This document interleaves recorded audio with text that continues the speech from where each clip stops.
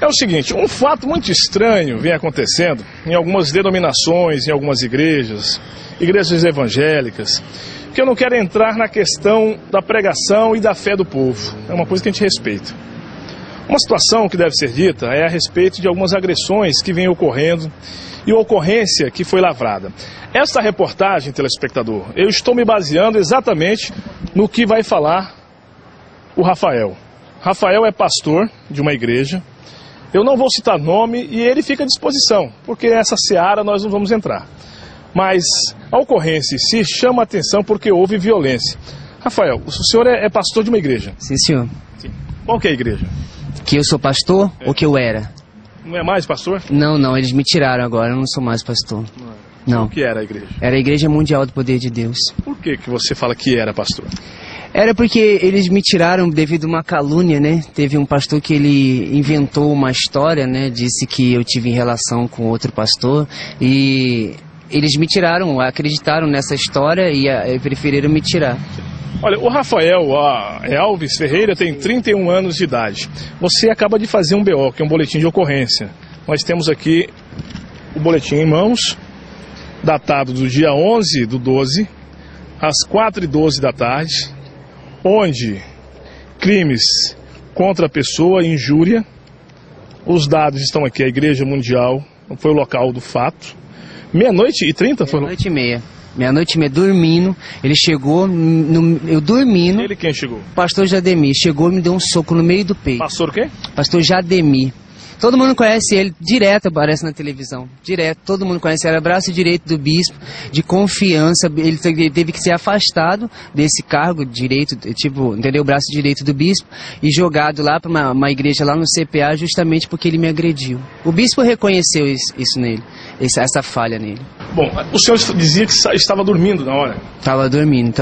Eu dormia, o pastor entrou e eu imaginei que, porque tem um banheiro na suíte, eu imaginei que ele fosse ao banheiro, alguma coisa, aí escondi o rosto assim da luz que ele acendeu. Ele do nada chegou e me deu um soco no meio do peito. Ele socou aqui e ficou doendo esse lado aqui.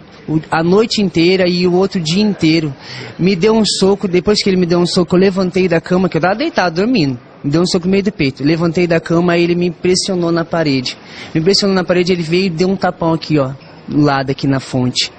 Deu um tapa do lado, não satisfeito. Ele me jogou no chão, que eu bati a costela, e eu machuquei. Como ele me empurrou, devo ter batido em algum ferro, alguma coisa, e deu um corte aqui, ó. Mas por que dessas agressões? Olha, eu não sei, esse pastor ele só pode ter algum problema, né? Porque eu acho assim, nada justifica a agressão. Fiquei sabendo que depois dessas agressões o senhor gritou e te jogaram no chão. Quem foi? Isso. Esse mesmo pastor, depois que ele me pressionou na parede, na porta, porque justamente por isso que ninguém pôde entrar, porque estava bem na porta, pressionando na porta, ele me jogou no chão. Isso tudo aconteceu onde?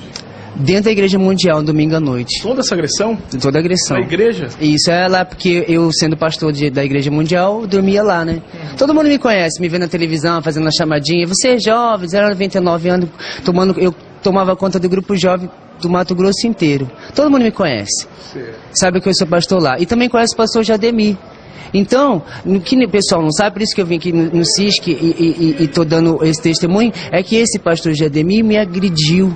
É que esse pastor Jademir não deve ser chamado de pastor. E esse pastor Gerson, esse outro que fala aqui da subsede, que ele é preconceituoso, homofóbico, que ele não tolera um ex-homossexual dentro da igreja dele. Porque se eu estou de pastor, é porque eu ainda não sou mais o quê? Homossexual.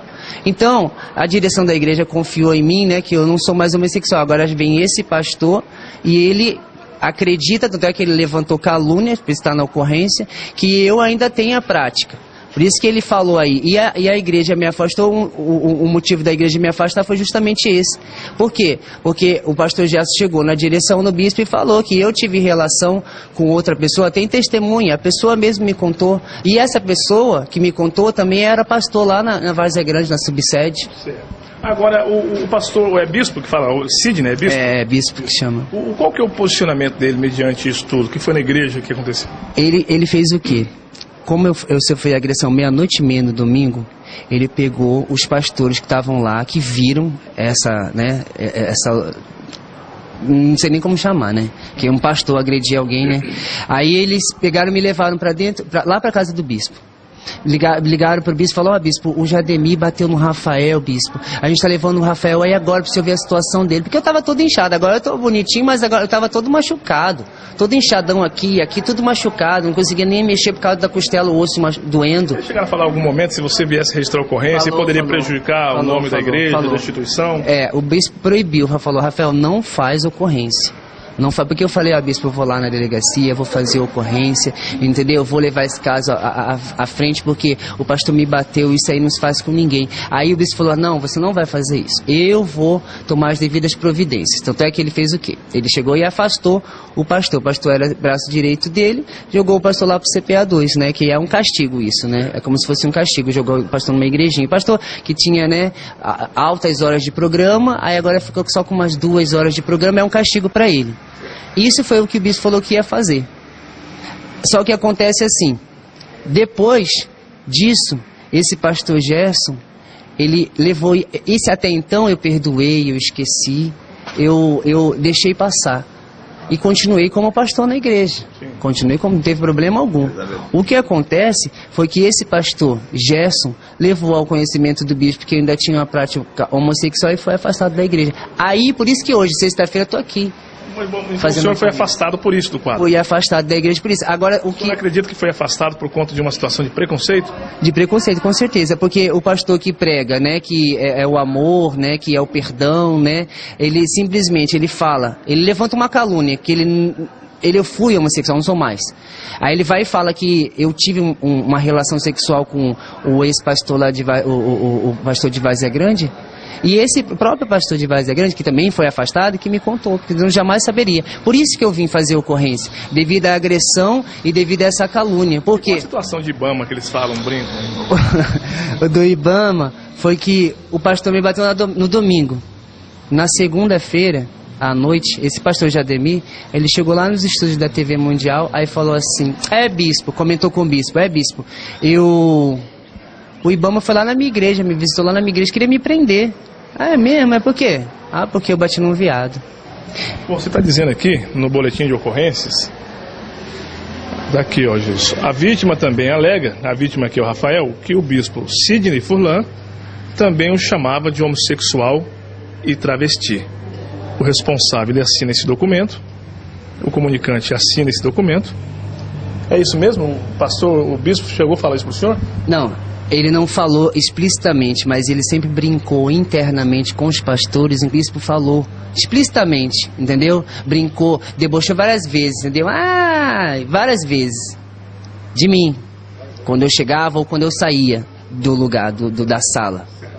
Bom, nessa reportagem nós vamos buscar, obviamente, ouvir os lados citados por conta do jornalismo imparcial. A função do jornalismo é exatamente essa. Aqui, Rafael. Ouvir os dois lados. 2 pessoas foram citadas, nós vamos buscar saber se essas pessoas querem falar alguma coisa. E essa reportagem é exatamente o que ele relata. Que você que está em casa, que tire as suas conclusões. Com imagens de Gilson Costa, Luque Marlon para o Comando Geral.